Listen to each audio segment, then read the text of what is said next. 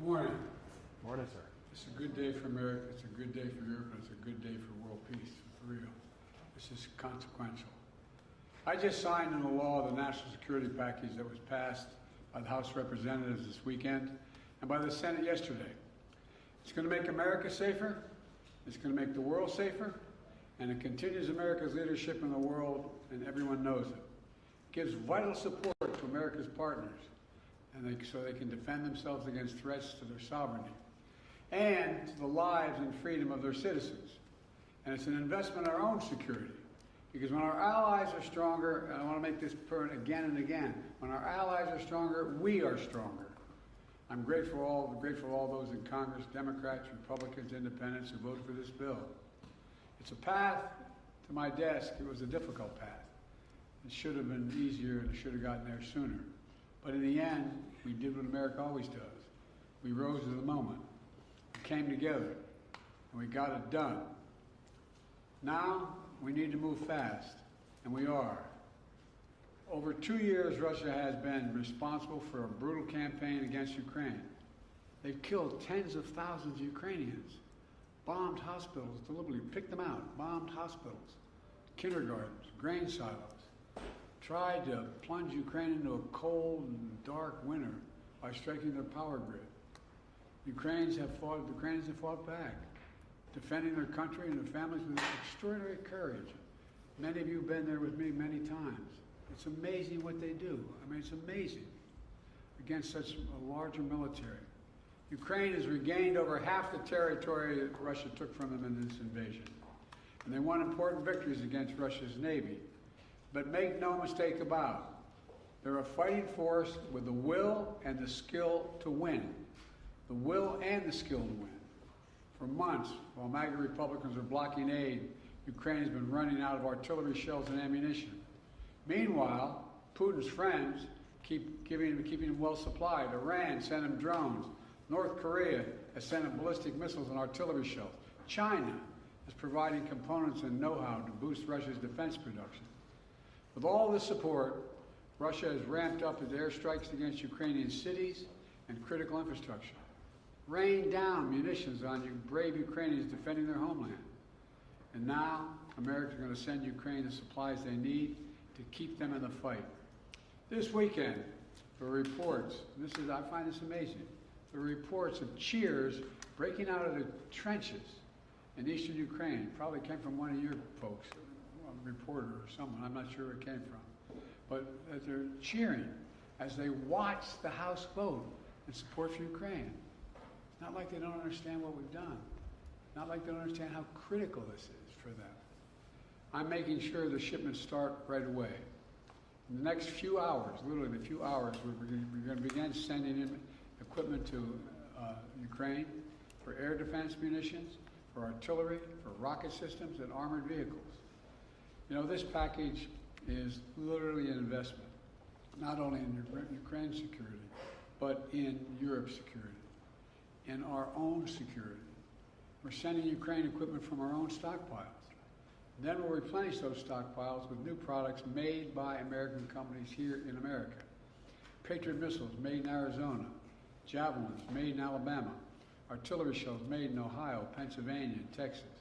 In other words, we're helping Ukraine while at the same time investing in our own industrial base, strengthening our own national security, supporting jobs in nearly 40 states all across America.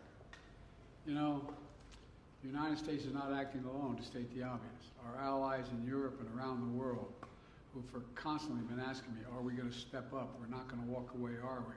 How many, and some of you have been to these international meetings with me, they're very concerned. Had we failed to step up, Lord only knows what would happen to the cohesion in NATO. They're also sending significant help to Ukraine. We're all standing together against this brutal dictator. As I've argued for months, this is directly in the United States' national security interest. If Putin triumphs in Ukraine, the next move of Russian forces could very well be a direct attack on a NATO ally. And you all know full well that invoking Article 5, the North Atlantic Treaty, would be the first thing that comes to mind, which declares an attack on one as an attack on all. If Putin attacks a NATO ally like he's attacking Ukraine today, we'd have no choice but to come to their aid, just like our NATO allies came to our aid after the September 11th attacks. That's why we're supporting and surging support now to Ukraine, to stop Putin from drawing the United States into war in Europe and in the future. You know, it seems to me we should take a little bit of a step back and realize what a critical moment this was for the United States and for NATO. This is a historical moment. In the last 2 years, we've helped unify, strengthen, and expand NATO. Imagine if instead we had failed to step up now and to support Ukraine. All those gains would have begun to unravel. The cohesion of NATO would have been weakened, and our national security would have been undermined without any question. You know, Putin started this war believing he could easily break the will of the people of Ukraine. When that failed, he changed his strategy a little bit, thinking we could break the will of NATO, break the will of the United States, break our will. Well, he's failed again. America stands with our friends. We stand up against dictators. We bow to no one, certainly not Vladimir Putin. Look, this bill also includes vital support for Israel. Just 10 days ago, we saw Iran launch over 100 missiles and drones at Israel. Because of them and other allies across the world, including from the region, no serious damage occurred. An unprecedented attack that followed years of Iran supporting Hezbollah, Hamas, and proxies of their own attack on Israel. They fund these guys. My commitment to Israel, I want to make clear again, is ironclad. The security of Israel is critical. It will always make sure that Israel has what it needs to defend itself against Iran and terrorists it supports. And with this aid, the United States can help replenish Israel's air defense and provide other critical defense so Iran can never carry out the destruction it intended with its attack 10 days ago.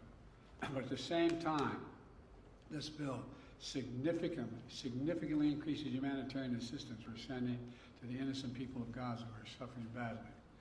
They're suffering the consequences of this war that Hamas started. And we've been working intently for months to get as much aid to Gaza as possible. This bill includes $1 billion for additional humanitarian aid in Gaza. We're going to immediately secure that aid and surge it, including food, medical supplies, clean water. And Israel must make sure all this aid reaches the Palestinians in Gaza without delay. And everything we do is guided by the ultimate goal of bringing these hostages home, securing a ceasefire, and setting the conditions for an enduring peace.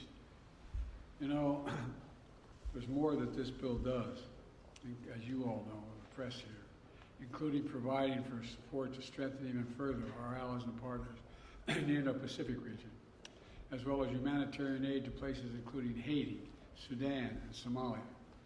But there's one thing this bill does not do: border security.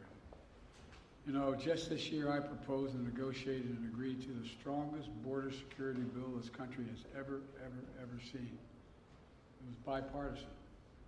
It should have been included in this bill. And I'm determined to get it done for the American people.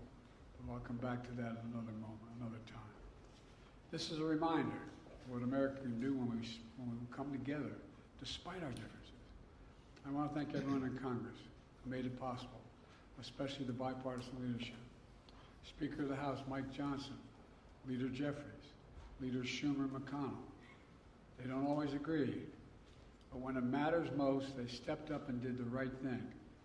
And I mean this sincerely. History will remember this time. History will remember this moment.